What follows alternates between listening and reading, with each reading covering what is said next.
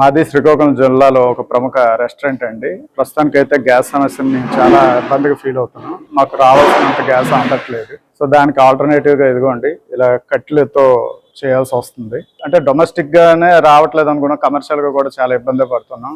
దానికి కొంత అధిక ధరలు చెల్లించి తీసుకోవాల్సిన పరిస్థితి వస్తుంది. అనుకున్నంత కూడా మాకు రావట్లేదు. మరి అలా అని చెప్పి సంస్థను మనం రన్ చేయక తప్పదు కాబట్టి దాన్ని కొనసాగిస్తున్నాం. దానికి వేరే వేరే వేరే పర్యావసానంగా మేము అవన్నీ వెతుక్కుంటున్నాం. దాని మీద కట్టెల పొయ్యి మీద మేము అలా రన్ చేస్తున్నాం. ఇంకా ఫ్యామిలీస్ కూడా బతకాలి కదా, సంస్థ బతకాలి అండ్ ఫ్యామిలీస్ కూడా. సో పరిస్థితి అయితే గ్యాస్ కి అంతగా ఇబ్బంది అయితే పడుతున్నాం, అది మాత్రం వాస్తవం. గ్యాస్ ఆఫ్ చేసిన 25 రోజులకు వస్తుంది. గ్యాస్ రోడ్డు మీద ఓ రోజు తీస్తున్నాము, 10 రోజులు కట్టేస్తున్నాము. గ్యాస్ లేదు, రోడ్డు మీద పడిపోయాము, చాలా ఇబ్బంది పడుతున్నాము. మాకు గ్యాస్ అయితే దొరకట్లేదు, వ్యాపారాలు పూర్తి మూతపడిపోయి. గ్యాస్ అయితే మాత్రం రావట్లేదు అయ్యా, చాలా ఇబ్బంది పడతాము. 15 రోజులు అయ్యింది బుక్ చేసాం, ఈ రోజు కూడా రాలే. మాకు గ్యాస్ ఎక్కి సరిపోని అనుకుంటాను. మరి పొలం పనికి వెళ్ళాలా, యువతల ఇదా ఉండాలంటే మరి ఏం చేస్తాము. గ్యాస్ వస్తే మాకు వంట చేసుకుంటామని కోరిక అంతే, మరి ఇంకేటి కోరుకుంటాం గవర్నమెంట్ కి. పేదలకు ఇబ్బంది లేకుండా చేర్చాలు, ఆ పోటీకి వెళ్ళకపోతే కాలం వెళ్దా. గ్యాస్ దయచేసి గవర్నమెంట్ కి కోరుకుందల్లా గ్యాస్ వచ్చినట్టు చూస్తే మంచిదండి. ఇంటికి 20 రోజులు అయింది గ్యాస్ బుక్ చేసి, ఇప్పటికి రాలేదండి. ఇంటికాడ చాలా ఇబ్బంది పడుతున్నాము. అలాగని వ్యాపారాలు వ్యాపారం చేసుకున్న వాళ్ళం కూడా చాలా ఇబ్బంది పడుతున్నామండి. గ్యాస్ లేక దగ్గర 20 రోజులని 15 రోజులని వ్యాపారాలు మానేసాము. షాపులు తీయక కట్టెల పొయ్యిలు పెట్టుకొని చాలా బాధలు పడుతున్నాం. మేము కొన్ని చిన్న బండ కేసులు అంటున్నారని పెద్ద బండ కొనుక్కుందని పెద్ద బండ్లు కూడా ఇవ్వకంటే చేస్తున్నారండి. ఓన్లీ అంగన్వాడీ వరకే ఇస్తారమ్మా వ్యాపారాలకు అందరికీ.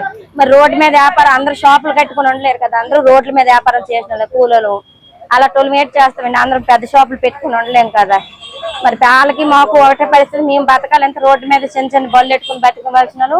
మరి గ్యాస్ ఇబ్బంది పడే వాళ్ళకి కొంచెం గవర్నమెంట్ దయచేసి అందరికి మేలు చేస్తే మంచిది అనుకుంటున్నామండి. బ్యాక్లో 3500 4,000 కూడా ఇచ్చుకుంటున్నారండి.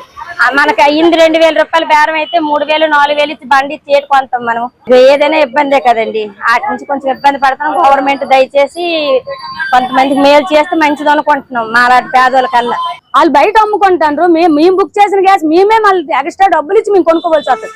అయినా సరే కరెక్ట్ టైం మాకు గ్యాస్ రావటం లేదు. అదే 20 రోజులకి 30 రోజులకి 40 రోజులకి గ్యాస్ వస్తుంది అని అంటారు.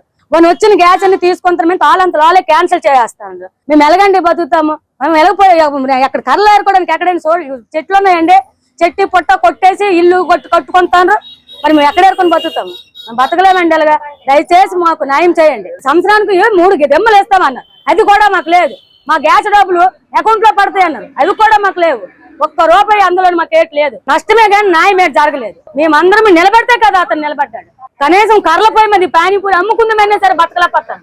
ఏటు పెట్టుకుని వ్యాపారం చేసుకుని బతుకుని మీద బతకలేకపోతాను. జిల్లాలోనే కదా రాష్ట్ర వ్యాప్తంగా గ్యాస్ కొత్త కారణంగా పిల్లలేంటి పెద్దలేంటి ఇంట్లో వాళ్ళు అంటే ఫ్యామిలీస్ కూడా క్యాంటీన్ కి వచ్చి తినడం జరుగుతుందండి. కరెక్ట్ గా ఇదే టైంలో పరీక్షలు అవ్వడం వల్ల కూడా స్టూడెంట్స్ తో పాటు వాళ్ళకి వచ్చే గార్డియన్స్ తో వాళ్ళ పేరెంట్స్ కూడా మాకు అన్న క్యాంటీన్ లేకపోతే మా పరిస్థితి ఏంటి అన్న టైప్ లో ఉంది పరిస్థితి. దానివల్ల ఏంటంటే కొంచెం సేల్ అయితే పెరిగింది, ఇంతకు ముందు కన్నా ఇప్పుడు కొంచెం సేల్ పెరిగింది. ఈ గ్యాస్ కొరత అనేది పక్కన పెడితే ఇంతకు ముందు గత ప్రభుత్వంలో అన్న క్యాంటీన్ లేకుండా చేశారు. ఇప్పుడు ఏంటంటే అన్న క్యాంటీన్ రావడం వల్ల వాళ్ళ ఇంట్లో గ్యాస్ కొరత అయినా ఇబ్బంది లేకుండా జనాలందరూ కలిసి వచ్చి తింటున్నారండి. ఇక్కడ శ్రీదేవి ప్రసాద్ ఎంటర్ప్రైజ్ అండి, శ్రీకాకుళం. గ్యాస్ కొరత అంటే మాత్రం ఎక్కడ లేదండి. కాకపోతే ఈ కొరత అనేది ఎప్పుడైతే జనాలకు తెలిసిందో 10వ తారీఖు నుంచి యుద్ధం జరుగుతుందని తెలిసిందో అప్పటి నుంచి గ్యాస్ కనెక్షన్స్ మొత్తం కనెక్షన్ మీద బుకింగ్ కంటే ఎక్కువ మోతాదులో బుకింగ్ వచ్చింది. కనీసం రోజుకి 670 నుంచి 700కి అవ్వాల్సిన బుకింగ్ ఒక రోజు 1,200, ఒక రోజు 1,300, ఒక రోజు 1,600,